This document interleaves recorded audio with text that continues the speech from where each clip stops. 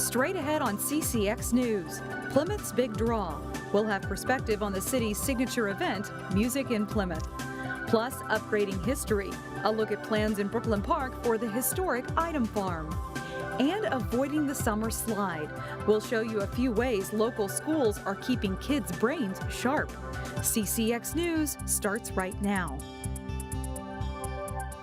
Hello, everyone, and thanks for joining us. I'm Shannon Slatton. And I'm Alexandra Renslow. Thousands of people are getting ready for Plymouth's signature event. Music in Plymouth takes place at the Harambee Performance Center featuring the world-class Minnesota Orchestra. Eric Nelson joins us now with more. Hi, Eric.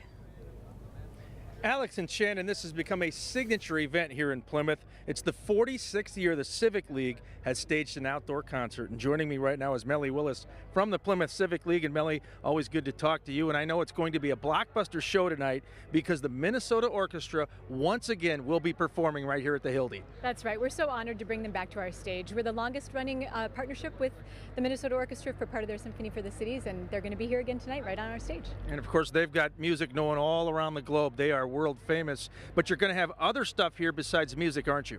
That's true. We've got a full evening for folks coming down here. We've got a couple of groups that'll be performing before the orchestra, Monroe Crossing and Salsa del Sol. We've got lots of refreshments, plenty of water for everybody since it's warm, lots of great activities for kids, and we've got them in two different locations, right down here where people are used to finding it, and then up in the Lifetime Fitness parking lot. So hopefully fewer lines and easier to get to what you need to find. And it's a great venue here behind you and I. All these tarps, people get here early, they lay the tarps out, they stake out their piece of the turf. They want to be close to the show, don't they? They sure do. This has become a really beloved event. Lots of people have been coming here for a long time. Any idea on how many people are going to show up?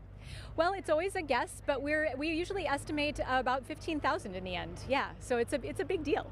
And it really is the biggest single-day event in Plymouth in a calendar year, isn't it? It really is. It's become a signature gathering point for the community. Ever since it really started, it's been something that we've all been able to gather around and enjoy a really special community-centered event. All right, and the show starts later tonight. Yes, it does. 5:30 right here. All right, thanks so much, Melly. Thank you. Melly Willis from the Plymouth Civic League. Once again, out here at the hot Hildy, a heat advisory has been issued, so if you're coming out, hydrate, hydrate, hydrate. Bring lots of water. Reporting live from Plymouth, I'm Eric Nelson, CCX News. Good advice and a great show. Thanks, Eric. Maple Grove Days also gets underway. The 5-day celebration runs through Sunday. The parade is Thursday evening. Now, this is the view from last year's parade, which runs along 89th Avenue.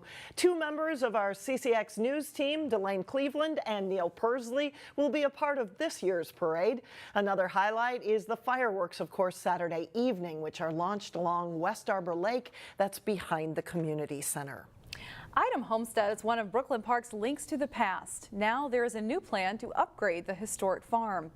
Eidem offers educational lessons on what life was like in the early 1900s. Now the park system wants to reinvest $2 million into the homestead. The vision includes adding more signage and putting in modern amenities such as running water. The plan also calls for the homestead to get bathroom and classroom facilities. Eidem Homestead has been around since 1976, and Brooklyn Park considers it a hidden gem. It's very significant. It's a living farm. It's a living homestead. So it takes us back into the early 1900s of what Brooklyn Park was, or the Brooklyns at that time, what they were to our community and what they meant to this area. It's a chance for people to go back and kind of celebrate that heritage. Funding sources have not yet been identified. The Eidem improvements could potentially be part of a park bond referendum in November. The park system is also applying for grants. Golden Valley is celebrating new amenities at its signature park for Little League Baseball. At Isaacson Park, there are new dugouts, fencing, and bleachers. And its 3 fields are the first in the state to have all LED lighting. The city partnered with Golden Valley Little League, the Minnesota Twins Community Fund, and the Hennepin County Youth Sports Program to make the new additions possible. Isaacson Park is named after the late Dave Isaacson, a longtime youth baseball coach. When students are off school for the summer, sometimes the last thing they want to do is pick up a book and read. If students are not engaged in reading or a camp, it turns into what teachers call the summer slide. Something that we've learned is that a lot of times students without opportunities through the summer will slide in their reading and their math skills, where students who have more opportunities will actually gain. Teachers at Noble Elementary are fighting back against the summer slide. 3 times this summer, they are opening up the school's media center for reading and learning. Teachers also earned grants so students can go home with a free book. You know, we have so many students who come back in the fall and haven't had the opportunity to read and check out books and just enjoy reading and remember that reading is fun. A lot of kids have found that reading can be associated with quizzes or state testing, and we just want to bring back the joy of reading. The school is holding one more free reading opportunity this summer, and that is on August 16th. One way to combat that summer slide as well is with the Children's Defense Fund's Freedom Schools program. It is a nationwide system of summer reading schools with a unique twist, and there's one right here in the Northwest Metro. 8:30 a.m. Reading time at the Freedom School in Brooklyn Park. But their approach to keeping kids reading during the summer is a little different. We come in, we dance together, we sing together, we do our cheers, we do our chants. It's all part of the morning reading ritual called Harambee. Harambee means to pull together. For about a half an hour, the kids burn off energy singing and dancing. We get real hype, we get real lit, it gets real loud, it gets real hot, it gets real sweaty. With a constant reminder that reading is what they're really here for.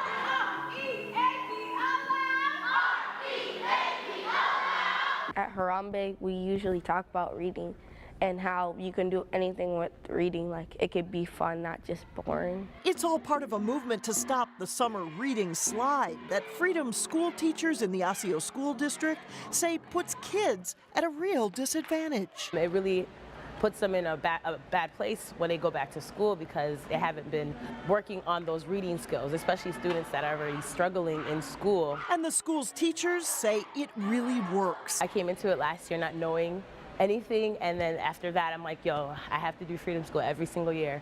I have to be involved in this movement as much as possible because I do see it does make a difference in our community. It makes a difference in our kids. Even after Harambee, when the kids move into classrooms for some quiet learning, they find a joy in reading. It's just fun because you can go on like your imagination. That goes a long way towards making up for the summer slide. I'm always just pumped. Like whenever I come in here, it's just a great energy to be around. If you would like your child to get involved with Freedom Schools next summer, you can register with Osseo area schools during the winter school year. When the new school year kicks off, so too does a new year of Boy Scouts. We have our scouting for uniforms going on, and this is a little blue Cub Scout uniform we have here, which is what we need the most for donations. If you have a Boy Scout uniform that's no longer being used, now is the time to drop it off at any Pilgrim Dry Cleaners location. Every July, Pilgrim takes part in the Scouting for Uniforms drive by collecting, cleaning, and then donating the uniforms and accessories to the Boy Scouts of America for local families that can't afford a uniform. And this year, demand for the blue Cub Scouts uniforms is expected to be high. We accept every vintage, any style pants, the accessories, any of the tan uniforms we'll accept. These are just most in need because girls are joining the Scouts this year in the fall, and they're going to be welcome to a lot of the troops for Cub Scouts. So far, donations are down. The goal is to collect 200 uniforms by the end of the month. Still ahead, this week's edition of Off the Clock. Let's see what a Crystal City Council member does to recharge outside of work. Plus, we'll hear from a local prep soccer standout who's earned a huge national award. That's coming up later in sports. But first, the chance for more storms. The skies appear active Thursday night into Sunday. Nancy LaRoche has served on the Crystal City Council for the past year and a half. She represents Wards 1 and 2 and sits on many committees, including Crystal Frolics. And while she works hard for the city, she puts a lot of effort into junking. Reporter Sonia Goins has this week's Off the Clock segment. These are some pieces that I found. Nancy LaRoche has lived in Crystal for more than 20 years. I love dragonflies. The graphic designer uses her artistic talents This one I love. to repurpose and recycle things in her home. They swivel. She spends about 4 to 5 hours each week I found that junking. wood block. She turns many unwanted items into pieces of functional furniture. Our little excursion to Junk Bonanza, we found this pulley and this old apple or egg basket. She added a light and voila, she made a lamp. I love to take things and make them look better. We're going to move this out. Nancy also spruced up her backyard with some flea market finds. Style is very eclectic. It's whatever I see that I like. She made good use of a coffee urn that she found at the Medina flea market. I got it for $10. She and her husband Walt created a unique light feature by adding battery-powered lights and other items. Around 6, 7 o'clock when it starts getting darker, this will turn on automatically. We wanted to see Nancy in action for ourselves. Let's see what I find. So we hit up a yard sale in Crystal. Hi again, guys. After searching for a few minutes, she found some useful gadgets. A lantern that we found, and first I thought, well, I don't have use for a kerosene lantern. Then I saw, wait a minute, this is electric. Nancy also found a grass spreader to replace an old one that broke. I found this one, and the size for a smaller lawn is perfect. The city councilwoman says garage selling is her happy place. You never know what you're going to find at these things, but I usually always find something useful for the home. It helps her to unwind after long city council meetings. It's just a passion. It's fun. For Off the Clock, Sonia Goins, CCX News. She can spot a good deal. That's good. LaRoche is also toying with the idea of bringing a flea market to Crystal, and she would like to utilize the community green space at Becker Park. Lots of good ideas there. She'd have to show what she can do. Yes, right? she could. Still ahead, a new look for downtown Robbinsdale is slowly coming together. But first, Armstrong gets the bats going in their North Hennepin League game in Brooklyn Park. John Jacobson has the details coming up next.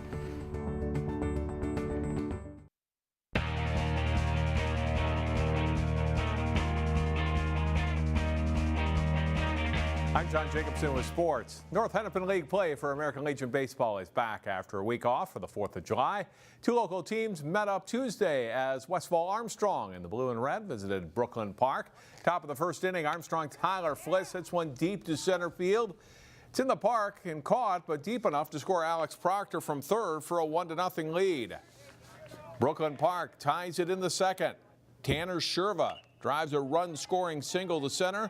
Tanner Stein scores, and it's a 1-1 game after 2. Pirates looking to take the lead, but Armstrong makes a nice play on the field here. The third to home play, tagging out the runner and keeping it a tie game. That's until the 4th inning when Armstrong takes the lead for good. A throw home here, too high. Nate Pertola scores for Armstrong, and they're up. Later in the inning, Alex Sternix rips one past third and into left. Charles Mason and Logan Aylen score, and Armstrong leads it 5-1. Bottom of the 5th, Brooklyn Park threatening, but Armstrong pitcher Drew Eid on the mound. He'll snare the line drive here and doubles off the Pirates runner at first base. In the 6th inning, Armstrong really opens it up. James Larson with the hit to bring home 2 more runs. Max Kalebearer and Pertola both score on the play. Westphal Armstrong goes on to win 15-1 in 6 innings. Summer lacrosse leagues are going strong through this month with several teams playing in a league hosted at Park Center. One of the Tuesday matches featured Maple Grove and Blaine. Andrew Sillerud, nice pass into Capper. He scores for a 3-0 Crimson lead. Second quarter, Jake Robleski turns on the Jets, gets past the defenders. He scores for MG. Blaine would rally late in the first half. Joe Lang rifling in the goal for the Bengals. Third quarter, Sillerud gets loose and scores for the Crimson as they hold their lead. And Jaden Cruz will pass to Ian Slotsby with the goalie out of position here, and Slotsby scores. Maple Grove wins this one 8-5. In the next game, Armstrong faced a co-op team from Champlin Park and Providence Academy. Spencer Volkert scores for the Falcons there. A short time later, Matt Campion lasers a shot in for a 3-2 Armstrong lead. Third quarter, Armstrong still up, but a great shot and goal by Brett Laughery for the Champlin Providence team. And Devin Miller will score. The Rebels Lions trying to close the gap in this one. But Armstrong will answer. Cody Foster will get turns out to be the game-winning goal. Falcons win this one 8-7. One of the best ever girls soccer players from the area was recently honored by the United Soccer Coaches as the 2017-2018 National High School Scholar All-America Girls Player of the Year. We talked to Maple Grove's Meredith Hawkinson about the award and about heading soon to the University of Michigan for college. I found out when I was at a soccer tournament a couple weeks ago, and so I got the phone call. And they just said, hey, here's who we are, here's what happened. And so at first I was shocked. I had no idea. I knew LaVon nominated me for the award, but I had no idea I'd find out like that. I had no idea I'd find out then. And so it was super cool just to get the phone call and just to be recognized. Tell me a little bit about what you're doing this summer as you prepare to go to college and what's been going on since you finished high school. Yeah, so pretty much I've been playing soccer as much as I can, just keeping my foot on the ball. And then my college also sent me a fitness packet, and so I've been doing that day in and out. I think the big thing for college is making sure I go in ready, but also not overworking myself, because once I get in, we're going to be doing stuff right away. So yeah. You leave for Michigan soon. What have they told you to expect as a freshman coming in? You know, I've talked to the coaches a little bit, and then I've also talked to my older brother who plays, and he said, as much as you think you know, and they said this too, as much as you think you know, it's always a different level once you get in.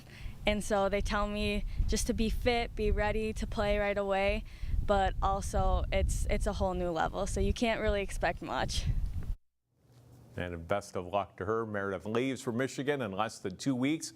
She's playing this summer with the Minneapolis United Club. That's all for sports. Alex and Shannon, back to you. All right, thanks, John. Exciting time in her life. Yeah, absolutely. Up next, a possible bold new look for downtown Robbinsdale. We'll show you the art project that took another step forward when we come back.